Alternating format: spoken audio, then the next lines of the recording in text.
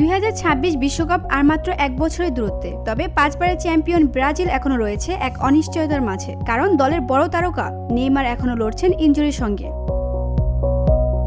তবে এই অনিশ্চয়তার মাঝে এবার আশার আলো দেখালেন ব্রাজিলের নতুন কোচ কার্লো আনচেলত্তি।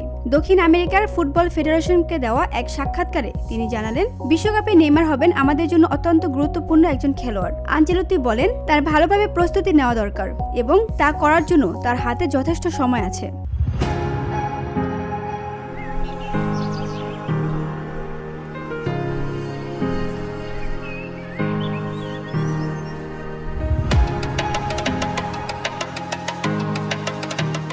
পেলেকে ছাড়িয়ে দেশের সর্বোচ্চ গোলদাতা হয়েছেন নেইমার।